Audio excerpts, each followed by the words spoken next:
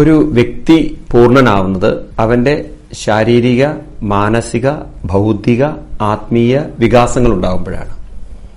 ഇന്ന് ഈ തലങ്ങളെക്കുറിച്ചൊന്നും ആരും നമുക്ക് മനസ്സിലാക്കി തരുന്നില്ല.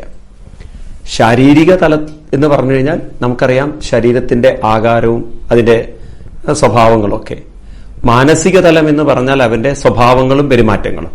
ഭൗതിക തലം എന്ന് പറഞ്ഞാൽ അവൻ ഏത് മേഖലയിൽ ജോലി ചെയ്യുന്നോ അതിനെക്കുറിച്ചുള്ള ആധികാരികമായ അറിവും കഴിവും.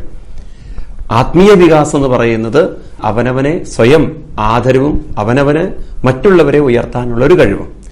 ഈ വ്യക്തിത്വങ്ങളൊക്കെ നമ്മുടെ ഉള്ളിൽ അന്തർലീനമാണെങ്കിലും യൗവന കാലഘട്ടത്തിൽ ശരീരബോധം നമ്മളിൽ പ്രബലമായിട്ടിരിക്കുകയും ശരീരത്തിൽ വയ്ക്കുന്ന വസ്തുക്കളൊക്കെയാണ്, ഉദാഹരണത്തിന് വില കൂടിയ വാച്ചുകൾ, അതുപോലെ ബ്രാൻഡഡ് വസ്ത്രങ്ങൾ, അങ്ങനെ മൊബൈൽ ഫോണുകൾ തുടങ്ങിയതെല്ലാം.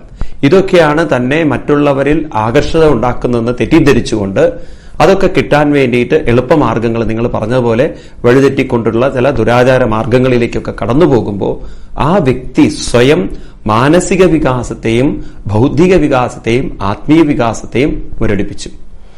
അവര് വളർന്നു വരും തോറും അവർക്ക് അവരവരോട് സെൽഫ് റെസ്പെക്ട് അല്ല വരുന്നത്, അവർക്ക് അവരോട് തന്നെ ഒരു ആത്മനിന്ദ എന്ന് പറയാറുണ്ടല്ലോ, ഈ ആത്മനിന്ദയാണ് അവർക്ക് വരുന്നത്. അത് അവസാനം അവരെ ആത്മഹത്യകളിലേക്കൊക്കെയാണ്. പണത്തിന് വേണ്ടിയിട്ടാണ് ഇവരെ ദുർവിനിയോഗം ചെയ്യുന്നതെങ്കിലും അവരുടെ ശരീരത്തിനുണ്ടാകുന്ന മാരാരോഗങ്ങൾ, അതുപോലെ ഉണ്ടാകുന്ന സമൂഹത്തിൽ ഇവര് വീക്ഷിക്കപ്പെടുന്ന രീതികൾ, ഇതൊക്കെ ഉണ്ടാകുന്ന പ്രശ്നങ്ങൾ, മാനസിക പ്രശ്നങ്ങൾ സമൂഹത്തിനെ അഭിമുഖീകരിക്കാൻ പറ്റാതെ അവരെ ആത്മഹത്യകളിലേക്ക് തിരിയുന്നത് പൊതുവെ നമുക്ക് കാണാം. ഈ പെൺവാണിഭം തുടങ്ങിയിട്ടുള്ള കാര്യങ്ങളിലൊക്കെ എളുപ്പത്തിൽ ഇത്തരത്തിലുള്ള കൂട്ടര് ആത്മഹത്യകളിലേക്കാണ്. കാരണം അത് അഭിമുഖീകരിക്കാനുള്ള മനോബലം അവർക്കില്ല. അപ്പൊ ഇവിടെ എന്താണ് ഇതിനൊരു പോംവഴി എന്ന് ചോദിച്ചു കഴിഞ്ഞാൽ തീർച്ചയായിട്ടും ഇത്തരത്തിലുള്ള പ്രശ്നത്തിൽ കുടുംബ, സാമൂഹിക, വിദ്യാഭ്യാസ തലങ്ങളിൽ ചില മാറ്റങ്ങൾ വരുത്തേണ്ടതുണ്ട്.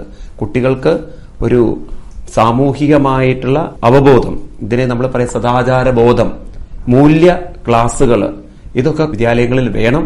ഇന്നത്തെ അധ്യാപകർ അതിനെക്കുറിച്ച് തിരിച്ചറിയുന്നുണ്ട്.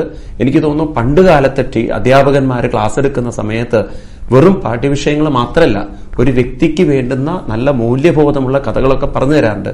എന്നാൽ ഇന്നത്തെ സർക്കാരുകളുടെ ഒരു ദീർഘവീക്ഷണമില്ലായ്മയായിരിക്കാം ഇത്തരത്തിലുള്ള കാര്യങ്ങളിലൊന്നും അവരതിന് പ്രാധാന്യം കൊടുത്തിട്ടില്ല. അതുകൊണ്ട് കുട്ടികളെ വേഗം വഴിതെറ്റിക്കാൻ ഇന്നത്തെ വിദ്യാഭ്യാസ സ്ഥാപനങ്ങൾക്ക് സാധിക്കുന്നുണ്ട്. ഇവിടെയൊക്കെയാണ് നമുക്ക് സത്സംഗങ്ങളുടെയൊക്കെ ഒരു മഹത്വം.